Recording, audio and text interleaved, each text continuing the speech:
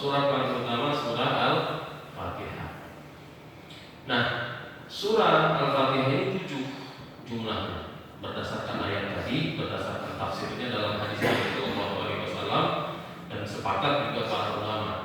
Hanya saja para hadirin sekalian yang dirahmati Allah Subhanahu Wa Taala, para ulama ya, baik itu di bidang kajian qiraat, artinya kajian atau bidang ilmu yang fokus pada bentuk-bentuk bacaan Al-Quran ya, dan juga dalam bidang hadis ya, dalam periwayatan hadis Nabi Sallallahu Alaihi Wasallam, dan juga bidang fikih, bidang hukum, itu mereka memperselisihkan ya, dan sampai hari ini perselisihannya juga masih ada dan sudah terjadi dari sejak zaman dulu. Tentang apa? Tentang Bismillahirrahmanirrahim. Apakah ini termasuk dari ayat surah Al-Fatihah atau tidak? Ya, menjadi beberapa pendapat di kalangan para ulama. Nah, ini tambahan wawasan untuk kita, insya Allah penting supaya kita bisa memahami kalau orang sholat begini, oh ini kira-kira dia mengikuti pendapat yang mana. Dan juga supaya kita tahu kalau misalnya ada orang yang dalam sholatnya tidak membaca basmalah dengan jahar, itu belum tentu dia tidak membacanya ya. Bisa jadi dia membacanya tapi sir, bisa juga dia memang tidak membaca sama sekali. Nah, perselisihan ini di kalangan para ulama tadi bermula dari penetapan status basmalah atau Bismillahirrahmanirrahim. Apakah dia itu ayat dari surah Al-Fatihah atau bukan? Ya, setelah para ulama seluruhnya sepakat bahwa jumlahnya 7 tadi, dan juga setelah sepakat bahwa Bismillahirrahmanirrahim ini adalah merupakan penggalan dari satu ayat di surah An-Naml. Ada surah dalam Al-Quran, surah 6, surah semut. Di sana dikisahkan tentang semut, ya. Jadi bangsa semut, yang mana ini kaitannya dengan kisah Nabi Sulaiman alaihissalam, ya, di mana Nabi Sulaiman punya tentara yang begitu hebat, gitu, punya tentara dari bangsa manusia dan bangsa jin.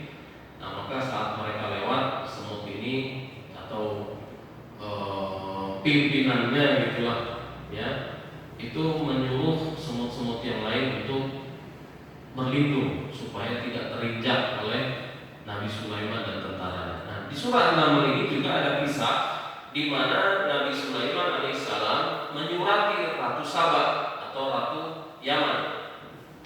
Dan di sana ya, saat surahnya itu dibaca, bunyinya innahu min Sulaiman wa innahu bismillahirrahmanirrahim.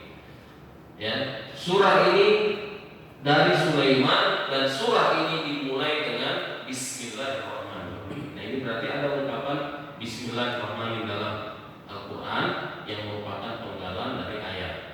Nah, adapun yang ditulis di depan surah Al-Fatihah, kemudian di depan surah-surah lainnya setelahnya selain surah At-Taubah, ini memang dari sejak dulu diperselisihkan statusnya. Meskipun ini didapati penulisannya ya secara meyakinkan di dalam mushaf-mushaf Al-Quran yang disusun oleh para sahabat ya, sejak zaman Abu Bakar Siddiq, kemudian sampai di zaman Utsman bin Affan, dibuatkan salinannya beberapa buah, dibagikan kepada negeri-negeri Islam yang ada pada masa itu. Ini semuanya ada tulisan Bismillahirrahmanirrahimnya. Nah, hanya saja para ulama tadi, ulama qiraat, ulama hadis, ulama fikih itu memperselisihkannya menjadi beberapa pendapat. Di antaranya begini, di kalangan para ulama ada ya yang berpendapat bahwa Bismillahirrahmanirrahim ini bukan Al-Quran. Jadi sama sekali bukan Al-Quran. Jadi penulisannya di dalam mushaf Al-Quran itu mereka anggap ya adalah sebagai pendahuluan saja untuk surah Al-Fatihah dan pemisah antara satu surah dengan surah berikutnya ya di surah-surah berikutnya setelah surah Al-Fatihah. Nah, ini jadi maksudnya apa? memang diinstruksikan oleh Nabi Shallallahu Alaihi Wasallam untuk ditulis, tapi sebenarnya dia bukan Al-Quran, maknanya bukan wahyu dari Allah. Ini karena kebiasaan Nabi Shallallahu Alaihi Wasallam memang dalam tulisan-tulisan itu beliau akan memerintahkan untuk lebih dulu membuka dengan basmalah. Nah, jadi bukan Quran menurut kalangan ini. Ya, yang berpendapat seperti ini kalangan ulama-ulama mazhab 4 itu ada Imam Malik bin Anas.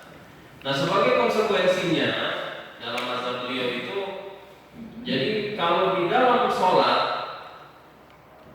basmalah itu tidak boleh dibaca karena dia bukan Al-Quran, karena dia bukan Al-Quran. Dan dalam praktik sholat di mazhab Malikiyah, ini juga wawasan semoga bermanfaat gitu, karena mungkin aja nanti kita mendapati orang yang sholat seperti ini, misalnya kita berpergian ke wilayah benua Afrika sana misalnya, ikut sholat di sana berjamaah di Maroko, Aljazair misalnya, di Tunisia banyak penganut mazhab Maliki, termasuk di Mesir juga cukup banyak penganut mazhab Maliki.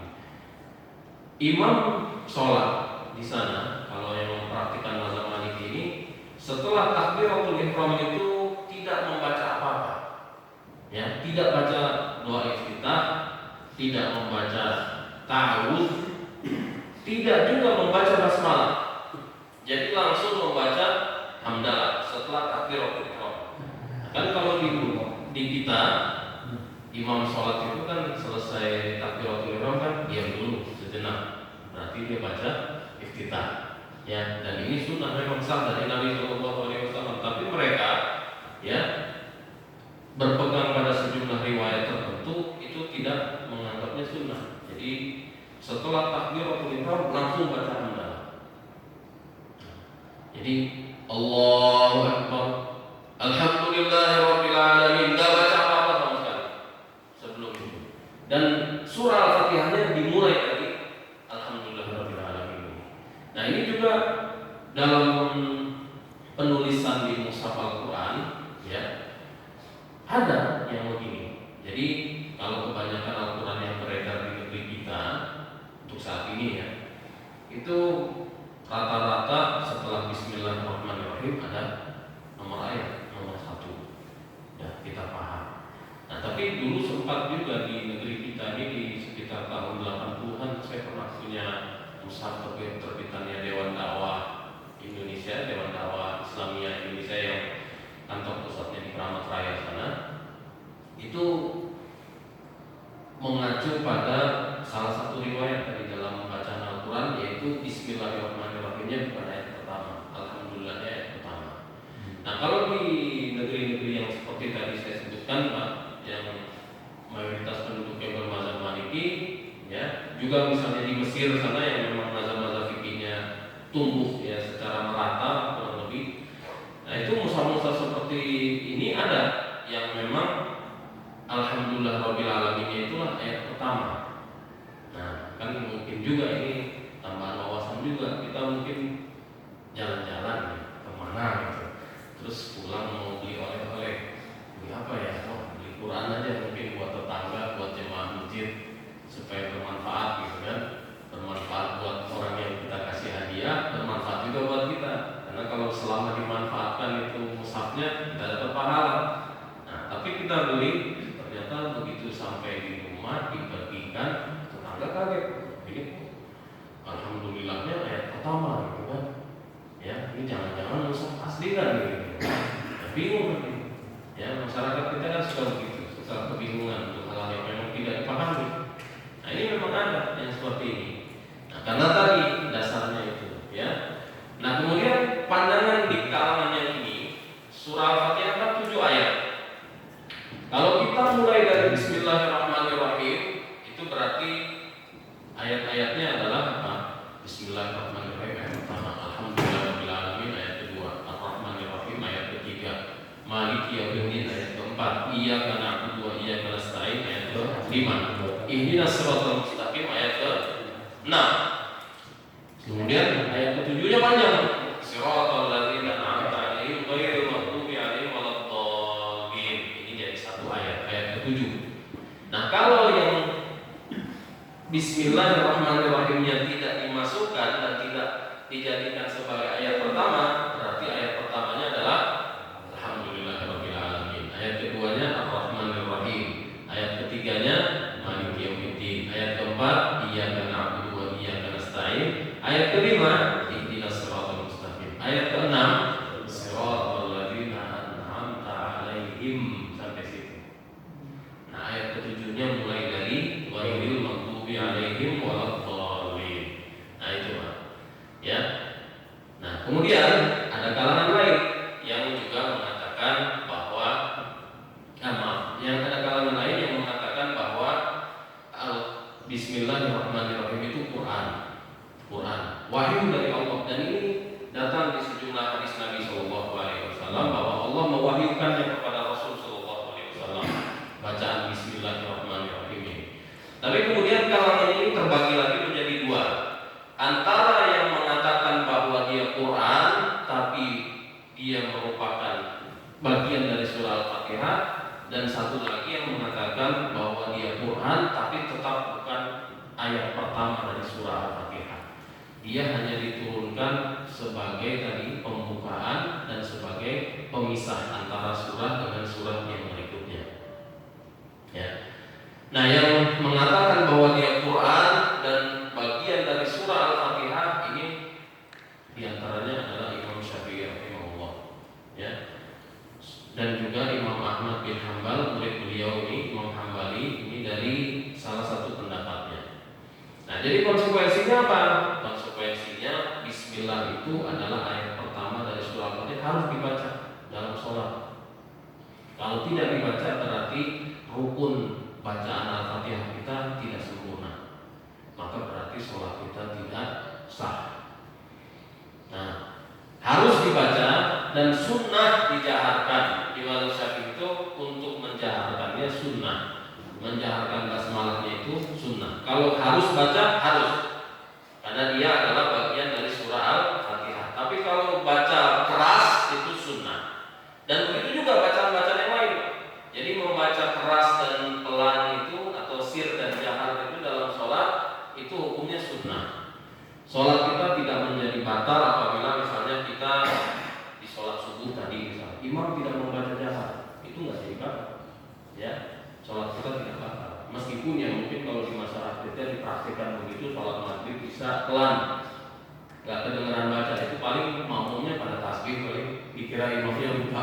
Ya, Allah nggak kedengeran baca sama sekali. Subhanallah, paling di tasbih kayak ingat dan dikira imamnya lupa. Padahal sebenarnya mungkin imamnya sengaja ya untuk mengedukasi dari masyarakat untuk memahamkan bahwa jahar dan israr dalam salat itu tidak wajib. Ya, tapi yang perlu disampaikan dulu memang kepada masyarakat, baru mungkin kalau dipraktikkan sesekali. Begitu juga dalam salat-salat sir, salat-salat yang tidak dijaharkan bacaannya, Nabi Shallallahu Alaihi Wasallam juga sah di dalam hadis ya, kadang-kadang memperdengarkan ayat yang dibaca. Ya, dalam hadis Abi Qatadah yang disepakati oleh Imam Al-Bukhari dan Muslim, beliau mengatakan Abu Qatadah, wa kana yusmi'una al-ayata ahyana, dan kadang-kadang Rasul Shallallahu Alaihi Wasallam itu memperdengarkan kepada kita ayat yang dibaca. Jadi kedengaran, padahal sholatnya sholat zuhur, sholat asar. Ini juga tidak masalah, tidak apa-apa. Kalau misalnya dibaca ya dengan suara yang terdengar, jadi seperti jahar. Nah, ini juga, tapi kalau dipraktekkan langsung tanpa didahului untuk dahului dalam bentuk penyampaian untuk ini pengajian misalnya, nah di masyarakat bingung ini aliran apa lah ini siang-siang kalau itu jahar. Ya kalau Jumatan masih mending gitu kan, atau malah dikira nanti dikira Jumatan. Ya ini lagi Jumatan. Nah, jadi di mazhab Syafi'i sekali lagi membaca basmalah itu harus, ya wajib, karena dia merupakan bagian dari surah Al-Fatihah. Menjaharkannya sunnah.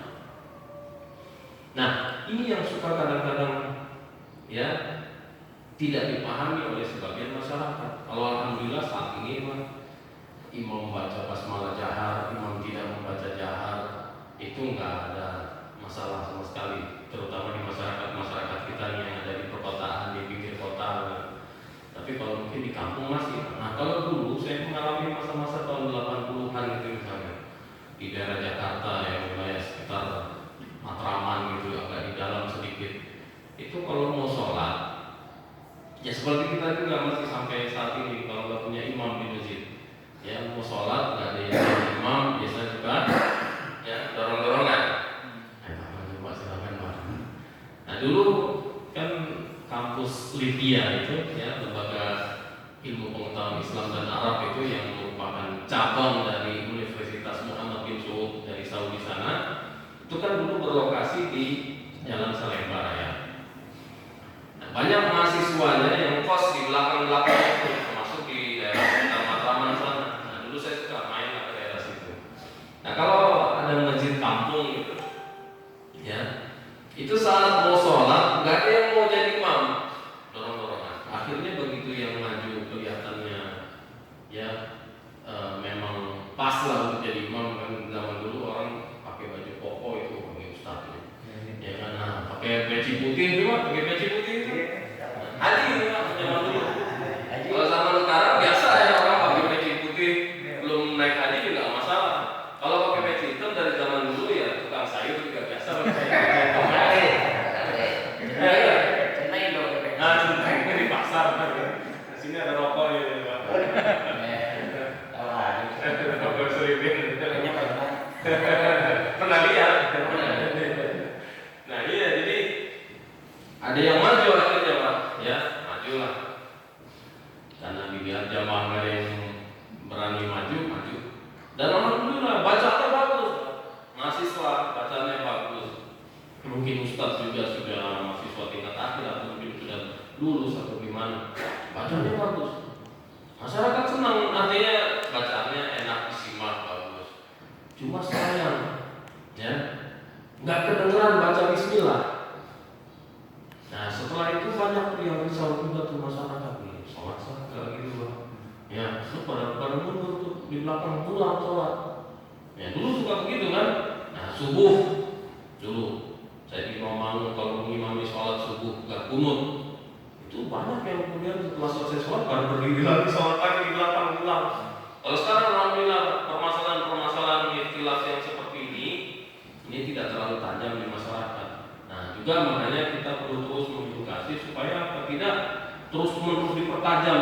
Yang penting masing-masing memahami, oh begini ya, kalau yang imamnya begini kita ikuti, imamnya begini kita ikuti, kita yakini dilakukan begini atau bagaimana, selama kita mengetahui ada dasarnya itu ya kita yakini sebagai sholat yang sah ya, tidak perlu dipertikaikan, tidak perlu dipertajam, apalagi sampai kemudian nanti sebagian dari para jamaah sampai akhirnya nggak mau lagi sholat di sini dengan alasan ini, macam-macam jadi permasalahan di masyarakat kita, termasuk ini ya ada jarak ini.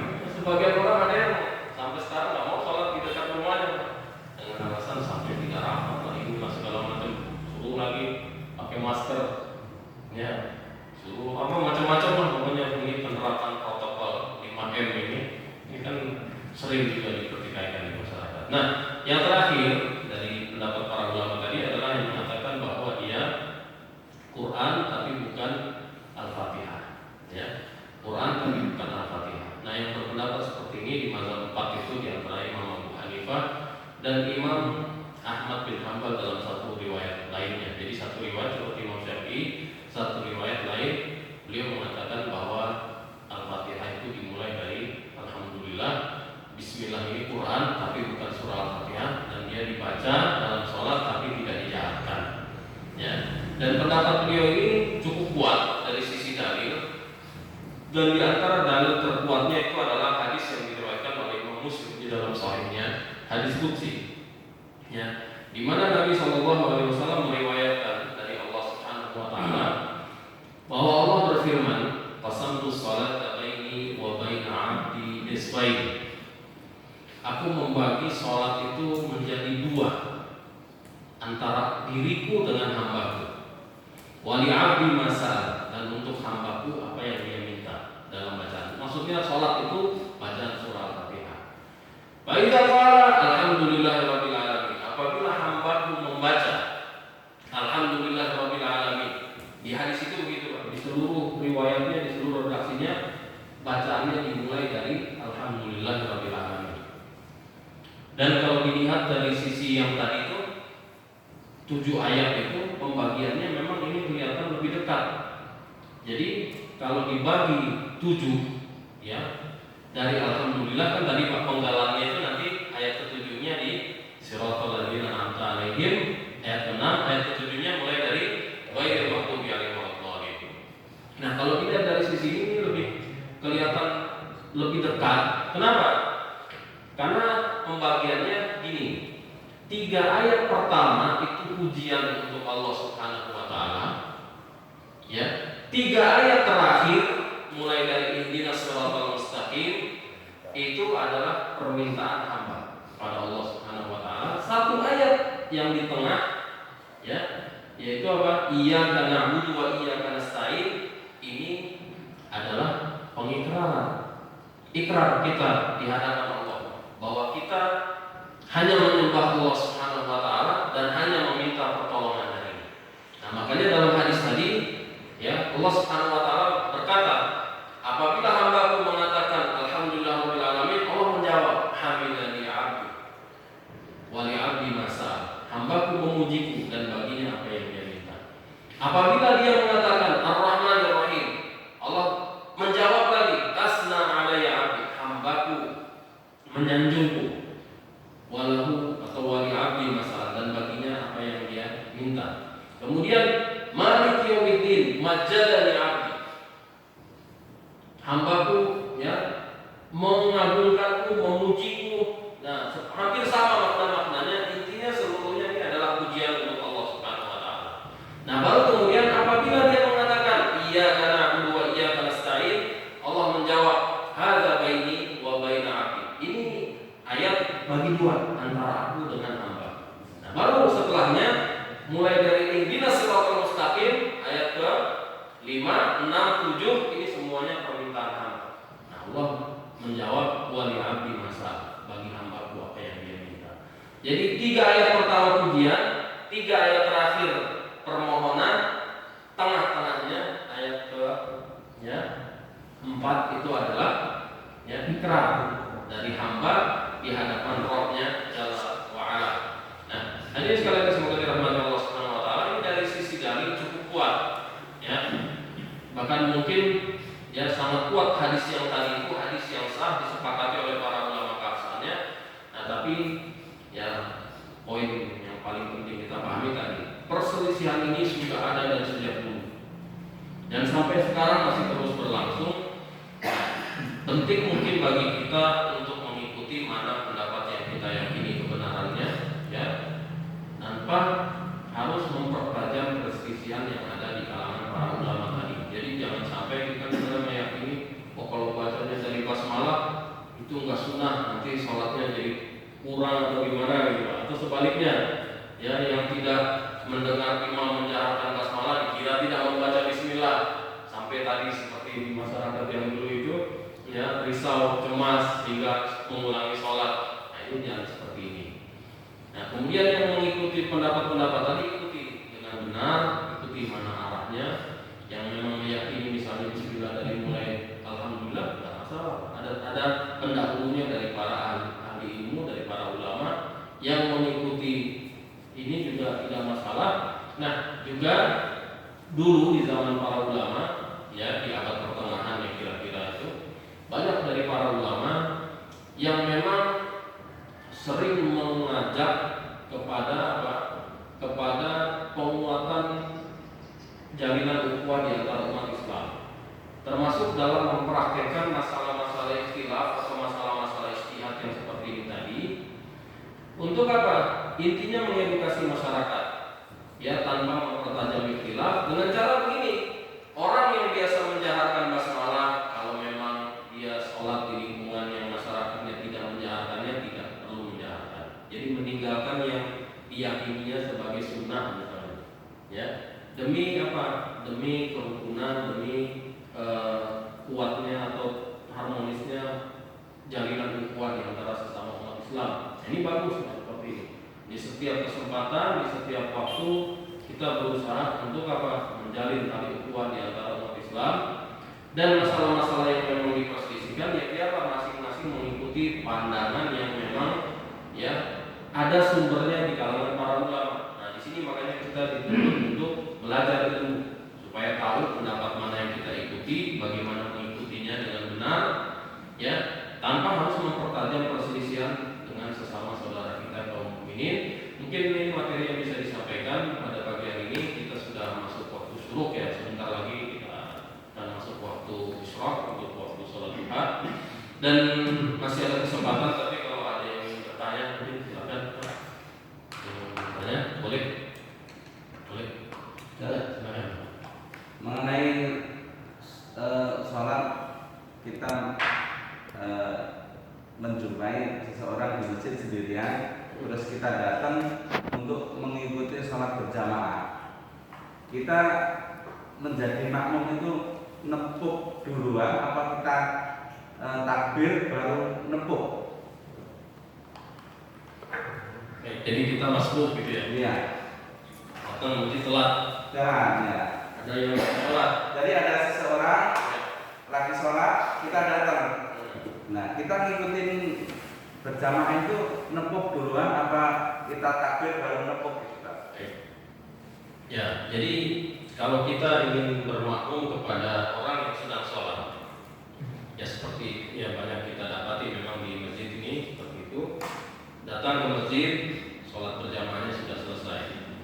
Ada yang sedang sholat, ini termasuk makmum yang masbuk. Nah, pertama-tama tentang ya keabsahan yang seperti ini itu sah, ya sah dalam pendapat banyak ulama termasuk Imam Syafi'i rahimahullah. Jadi memang yang dilakukan itu di masyarakat kita itu ada dasarnya. Ini perlu diketahui dulu. Jadi misalnya apa? Bermakmum kepada orang yang sedang sholat gitu kan, meskipun dia masbuk. Ya, meskipun dia awalnya tidak berniat menjadi imam, ya, tidak masalah. Jadi yang disyaratkan itu dalam berjamaah itu adalah makmumnya berniat untuk sholat berjamaah. Jadi makmumnya meniatkan sholat berjamaah. Adapun imamnya itu memang tidak harus. Dan ini pun pernah terjadi di masa-masa Nabi Shallallahu Alaihi Wasallam, di mana ketika beliau sholat malam, ya di rumah salah seorang ummahatil mukminin, dan di saat itu ada Abdullah bin Abbas yang ikut bermalam bersama beliau, itu kemudian mengikuti sholatnya Nabi Shallallahu Alaihi Wasallam di sholat malam. Jadi berjamaah tanpa disepakati dari awal. Nah, ini pertama jadi dalilnya ya, dan ini juga landasan masalahnya. Boleh, karena ada sebagian orang yang mengatakan itu nggak boleh begitu misalnya. Ada yang mengatakan. Ya, meskipun kalau dalam pendapat banyak ulama itu boleh. Nah, kemudian soal bagaimana kita memberi isyarat bahwa kita bermakmum kepada orang yang sedang sholat. Nah, ini sebenarnya tidak harus dengan cara menepuk sebenarnya. Ya, kita bisa langsung dengan bertakbir di sampingnya. Jadi kan kita mengambil posisi di mana kalau berdua? Kita ada di sebelah kanan imam. Nah, kita cukup merapat ke imam. Ya, terserah mau benar-benar rapat sejajar, nggak jadi masalah. Jadi posisi makmum dari imam itu kalau berdua itu boleh sejajar. Ya, yang penting apa?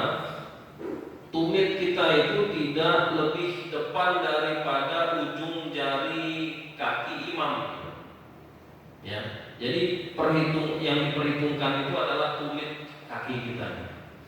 Ya, jadi boleh sejajar tumit kita dengan tumit imam, boleh di belakang sedikit, dan ini lebih baik mungkin di kalangan banyak dari para ulama seperti para ulama Syafi'iyah, lebih belakang sedikit untuk mengesankan bahwa kita ini sebagai makmum. Dan tidak harus menepuk.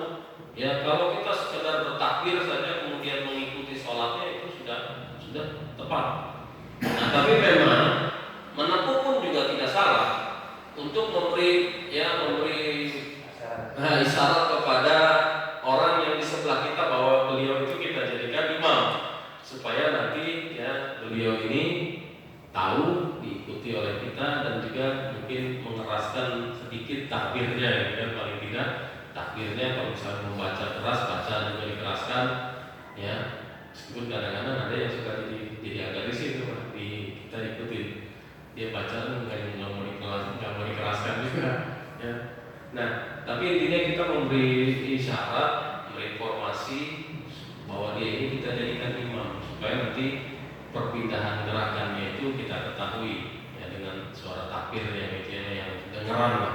Kalau dia tidur itu kan atau telat nggak tahu kita dia sujud, terutama kalau dari sujud bangun dari sujud ya nggak terasa, nggak kedengaran. Nah, jadi intinya begitu.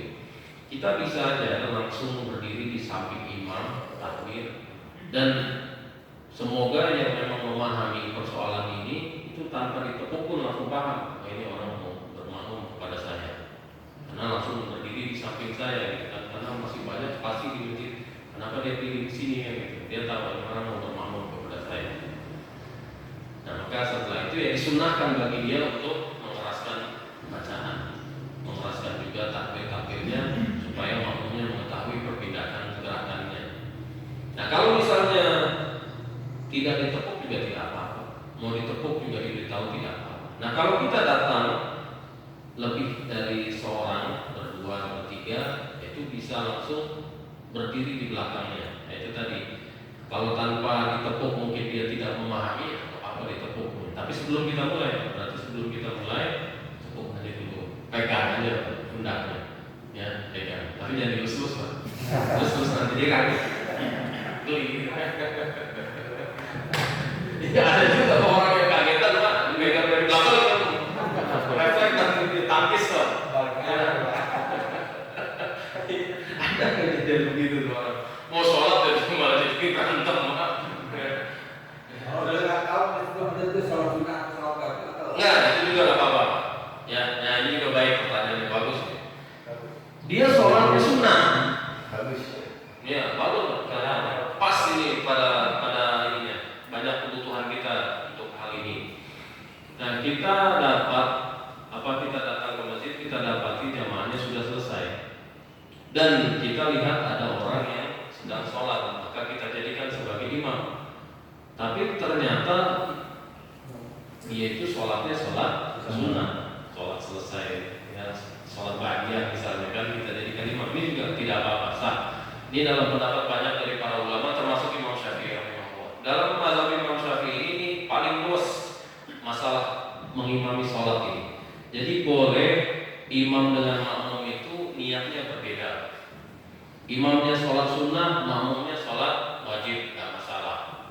Imamnya sholat subuh misalnya, taruhlah makmumnya sholat isya misalnya, nggak masalah. Iya, nah bisa aja kalau misalnya kita datang ke masjid subuh-subuh, ya, datang ke masjid subuh-subuh, mau sholat subuh begitu mau takbir ingat, semua belum sholat isya, ya, taruhlah begitu misalnya. Terus kita mau sholat isya duluan, apalagi kalau udah agak siang, kalau kita sholat subuh duluan nanti sholat, ya gimana